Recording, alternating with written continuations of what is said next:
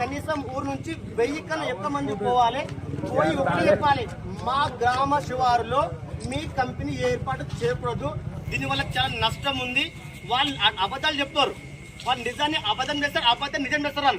కాబట్టి ఎట్టి పరిస్థితుల్లో మనము రేపు ఆ కంపెనీని వ్యతిరేకించాలి. ఎట్టి పరిస్థితుల్లో మన గ్రామంలో దాన్ని ఏర్పాటు చేయకుండా కాపాడుకునే బాధ్యత మనందరి. ఊర్లో పుట్టినాం, ఊర్లో పెరిగినాం, ఊర్లో పెద్దగైనాం. ఊరు నాశనం అయితే మనం సపోర్ట్ ఎట్లా అవుతుంది చెప్పండి? ఊరు నాశనం అవుతున్నప్పుడు ఊర్లో పుట్టిన వ్యక్తిగా మనం అందరము కలిసి ఫైట్ చేయాలి. లేకుంటే గాలి కాలుష్యం అవుతుంది, వాయు కాలుష్యం అవుతుంది, ఈ భూమిలో నీరు కాలుష్యం అవుతుంది. ఇవన్నీ కలుషితం అయితే మరి మన పిల్లలు ఎట్లా బతకాలి? వాళ్ళు ఎక్కడ పోవాలి? మన అందరికీ భూములే ఆధారం. చాలా మంది రైతులు ఉన్నారు, వాళ్ళకు ఆధారం భూమి. చాలా మంది దగ్గర గొర్రెలు ఉన్నాయి, బర్రెలు, మేకలు ఉన్నాయి, వాటిపైన ఆధారపడి బతున్నాం. ఇదంతా కలుషితం అయితే జంతువుల పైన ప్రభావం పడుతుంది. అప్పుడు మేము బతికేది ఎట్లా? కాబట్టి ఎట్టి పరిస్థితుల్లో రేపు కంపెనీని మనము తీవ్రంగా వ్యతిరేకించి మన గ్రామం నుంచి వేరే ఎక్కడ వెళ్ళిపోయింది. మన ప్రాంతంలో మనము ఎట్టి పరిస్థితుల్లో ఏర్పాటు చేయకుండా ఆపాల్సిన బాధ్యత మనందరి. ఈ మట్టిలో ఆడుకున్నాం, ఈ మట్టిలో పెరిగినాం, ఈ మట్టిలో పండించిన పంటలు తిని ఇంత పెద్దగాన్నాం.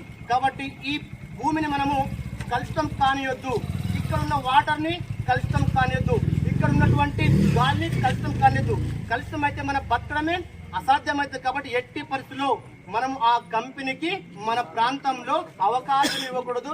గ్రామాన్ని అందరం కలిసి కాపాడుకోవాల్సిన బాధ్యత ఒక పౌరునిగా అందరిపైన ఉంది. మన గ్రామాన్ని మనమే కాపాడుకోవాలి. ఎవరొచ్చి కాపాడతారు? ఎవరొచ్చి కాపాడలేరు. మన గ్రామాన్ని మన గ్రామం వ్యక్తులే కాపాడుకోవాలి.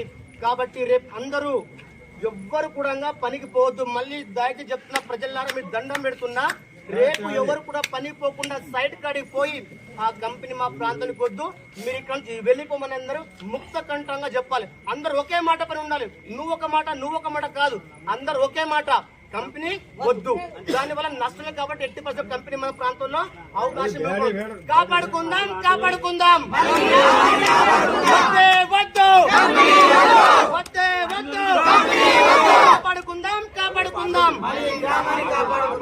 ఇంకోటి ఆటో వాళ్ళు అందరూ అన్నాము, మీకు దండం పెట్టి చెప్తున్నాం, సైడ్ కాడ తీసుకెళ్ళండి.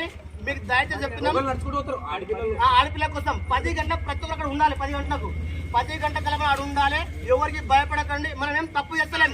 మన హక్కుల కోసం మనం పోరాడుతున్నాం. మన హక్కులను మనమే కాపాడుకోవాలి. కాబట్టి ఎట్టి పరిస్థితుల్లో మనం ఎవరికి భయపడకూడదు. శాంతియుతంగా ఎవరు గొడవలు చేయకుండా ఆ కంపెనీ ప్రాంతానికి వెళ్ళి మన యొక్క తీవ్రతను వ్యతిరేకతను వ్యక్తం చేసి మన ప్రాంతంలో ఏర్పాటు చేయకుండా చేసిన బాధ్యత ప్రతి ఒక్కరి పైన ఉంది. అందరు కలిస్తేనే